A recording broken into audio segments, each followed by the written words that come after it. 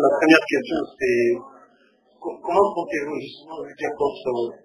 C'est quand même une énorme machine, en fait, qui utilise les moyens de l'État et qui est déjà bien implantée. Vous m'en posez quelque chose, quoi. Comment vous comptez justement lutter contre ce gigantisme des moyens dont dispose en fait, le pouvoir aujourd'hui? Mais vous savez, les moyens sont énormes, effectivement, du côté du pouvoir. Mais si les moyens pouvaient empêcher un pouvoir de tomber, je crois que le pouvoir socialiste ne serait pas tombé. Et si ce sont les moyens seuls qui devaient permettre à quelqu'un d'accéder au pouvoir, je crois que Medouard non plus ne pourrait jamais battre un désir. Ah ouais, donc cela relativise quand même la problématique des moyens. Là, en politique, il faut des moyens. Mais les moyens, c'est d'abord les humains, les hommes, leur engagement, leurs moyens personnels cumulés. Et aujourd'hui, vous voyez ce qui s'est passé au Havre. Vous avez vu hier le dîner de débat organisé par la convergence des cadres républicains. Ce qu'il a coûté, c'était la contribution de nos militants. Je fais des déplacements énormes. Nos militants de la diaspora, tout comme d'ailleurs ceux de l'intérieur aussi. Aujourd'hui, il y a une dimension nouvelle dans notre parti. Les gens ont compris qu'ils n'attendent pas du leader qu'il amène des milliards parce qu'il ne les a pas. Voyez-vous, moi je parle casser des banques ou détourner des milliards de l'État pour les cacher en faire un trésor de guerre. Ça n'existe pas. Donc, j'ai tenu un langage aussi de vérité. J'ai dit à nos compatriotes, il nous faut rompre avec ce système politique. Il nous faut réinventer une éthique en politique et faire en sorte que demain, si nous accédons au pouvoir, que nous mettions les moyens de l'État à la disposition des populations à travers ce que j'ai appelé le nouvel ordre de priorité. Donc une meilleure répartition des ressources sur l'ensemble du pays, un investissement plus optimisé. Donc c'est tout cela qui fait qu'aujourd'hui, je pense que nos militants de l'affaire, nos militants, véritablement ont bien compris ce sens et sont préparés pour faire face justement à ces milliards qui nous viennent de l'autre côté. Et je crois qu'aujourd'hui, notre parti, dans bien des zones, est le premier parti. Dans bien des zones, non seulement dans la diaspora, mais même au Sénégal. Les sondages ont donné quelques indices, mais l'âme de fond est beaucoup plus profonde. Donc, notre antidote par rapport à ces moyens, c'est de parler vrai à nos compatriotes, de leur dire ce que nous avons l'ambition de leur proposer, notre objectif pour le Sénégal et notre volonté, n'est-ce pas, de réformer notre pays. Donc, je pense que aussi ils nous répondent favorablement et positivement. Voilà, sinon nous n'avons pas de moyens pour faire face. Et nous sommes convaincus aussi que la foi est plus forte que les milliards.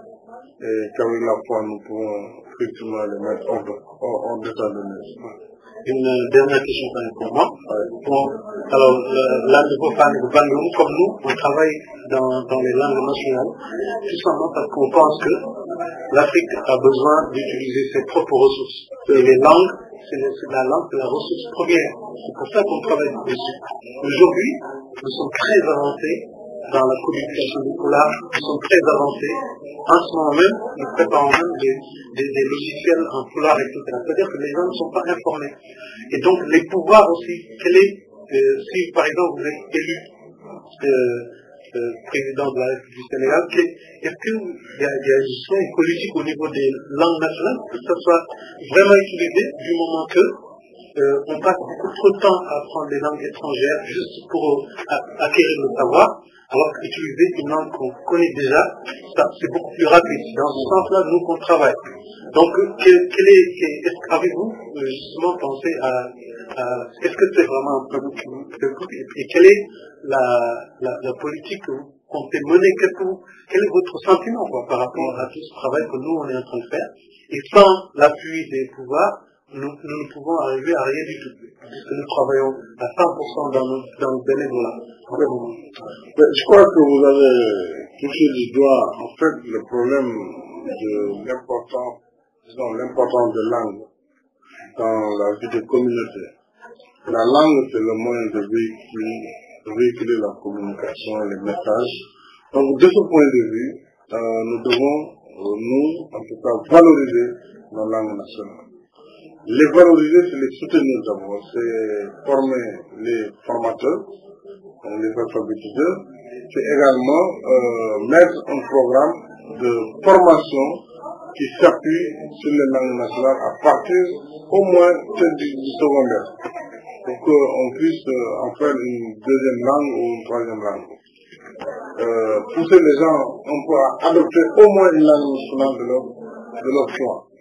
Alors, cela permettra donc d'intégrer dans le budget national, c'est problématique, des classes d'alphabétisation pour les adultes, mais aussi pour les jeunes qui sont à l'école, qui sont dans les collèges et dans les lycées et à l'université. Donc, nous aurons quand même un handicap, c'est que nous avons plusieurs langues. Il est difficile de faire en même temps la promotion de toutes ces langues. Nous n'avons pas le choix, puisqu'elles sont toutes été élevées la dignité de langue nationale, donc elles doivent toutes être promues, et puis d'égale dignité.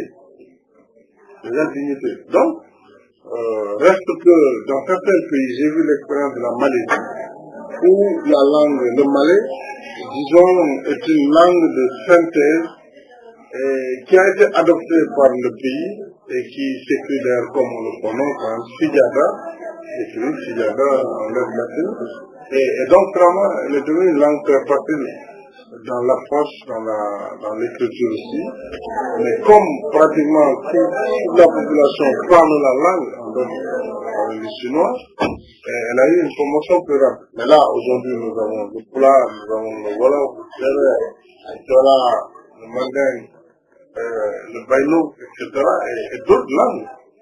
Donc, il faut les promouvoir. Et les gens, selon qu'ils parlent telle ou telle langue, ou qu'ils s'intéressent pour telle ou telle langue, je pense, qu'on les aide, et ceux qui agissent, c'est-à-dire les acteurs de l'alphabétisation, puissent être traités comme des partenaires sociaux, comme des partenaires.